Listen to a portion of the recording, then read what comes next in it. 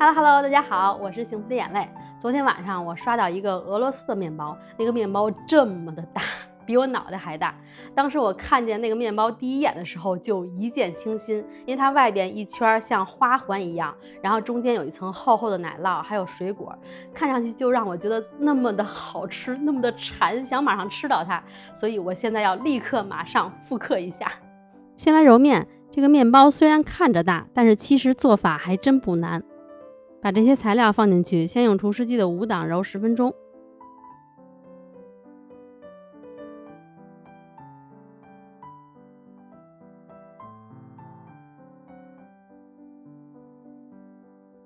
揉到面团出筋了，就这样一拉，它很有劲儿，这样就可以加入软化的黄油了。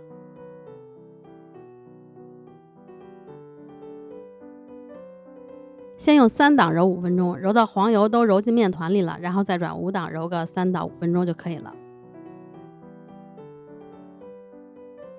最后揉到这样的模就行了。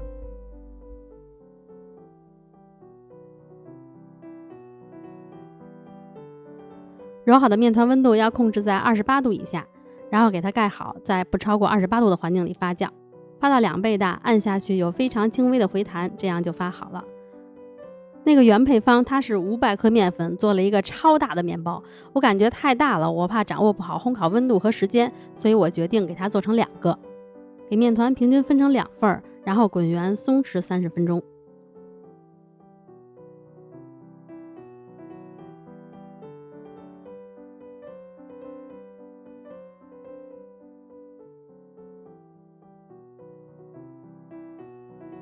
松弛好以后，给面团擀开，擀成一个圆饼。擀之前就把这个面团放在油布或者油纸上，直接在这个油纸上擀开。我觉得要是想让它好看的话，这个圆形一定要尽量的规整一些。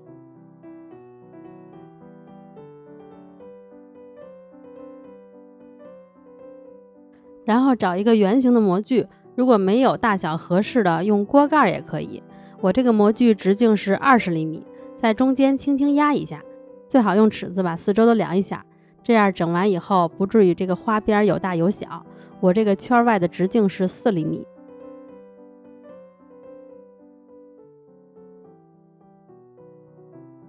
压出印儿以后，就沿着这个印儿把最外边一圈都给它切开。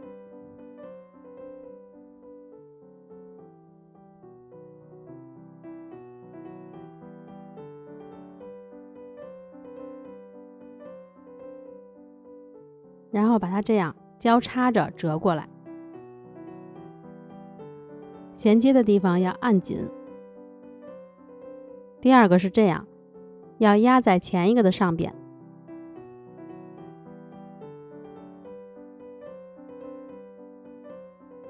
就这样重复着把这一圈都折好。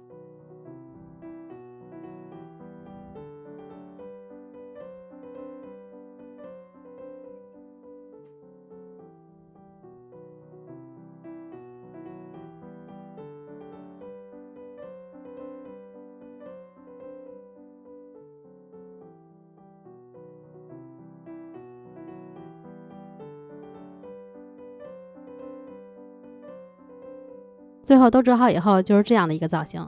其实这样整形还挺简单的，是吧？看上去就好像最外圈编了一个辫子。再把这个衔接的地方给它用力的再按一按，别到时候发酵完以后它开了。然后把它放到烤盘上，给它盖好发酵，也可以放到35度的环境里发酵。发酵的时候就可以来做中间的奶酪馅了。没有酸奶油的话，就用酸奶和淡奶油各一半，把奶油、奶酪、酸奶油、糖、蛋清放在一个盆里，蛋黄单独放在一个碗里，再加一点牛奶，然后盖好，先放在一旁备用。把奶酪和酸奶油的这个混合物用打蛋器给它搅打顺滑，奶油、奶酪一定要提前软化。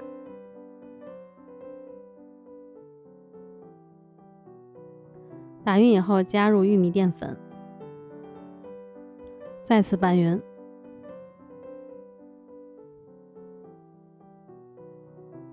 这样这个奶酪馅就做好了。蛋蛋黄和牛奶给它打散，这样就等会儿把它们刷在面团表面。面团发到原来的 1.5 倍大就可以，就是你按一下它还有回弹，然后再把这个衔接的地方再压一压，这样防止它烤的时候膨胀会开裂。把边上刷上蛋黄液，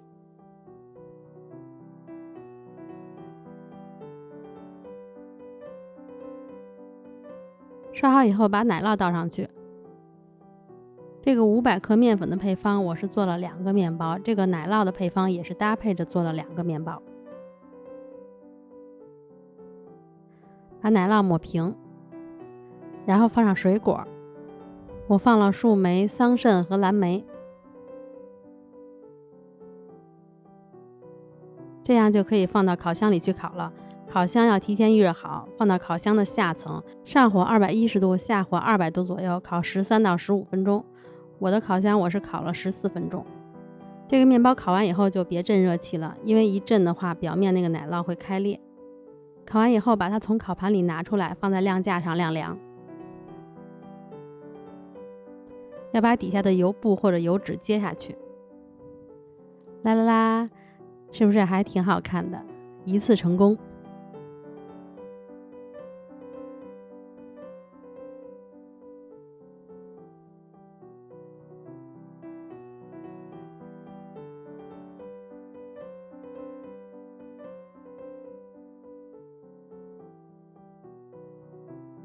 因为中间是奶酪蛋糕，所以一定要凉了以后再吃，口感会比较好。我切下来的这第一块给我外甥吃了，他说感觉中间的这个奶酪吃着会稍微有点腻。面包做的还是挺成功的，非常的松软。然后我又调整了一下中间这个奶酪蛋糕的配方，我用100克的无糖酸奶替换了100克的奶油奶酪，然后又增加了柠檬皮屑。我感觉这样应该吃起来能更清爽一些。做法还是一样的，就是所有材料混合均匀，然后最后加入柠檬皮屑。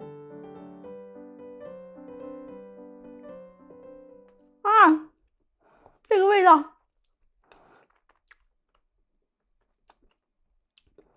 这个味道不就是我几年前在台湾的一个面包店里吃到过的那个面包吗？天哪！当时我第一次吃这个面包的时候，就感觉很惊艳。我就觉得这个面包怎么能这么好吃？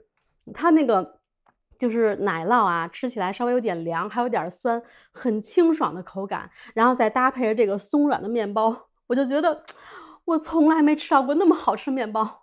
没想到几年以后，我居然做出来了。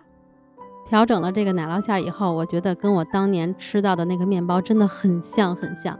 第一口入口真的感觉很惊喜，酸酸甜甜的，很清爽，面包又软软的，奶香十足。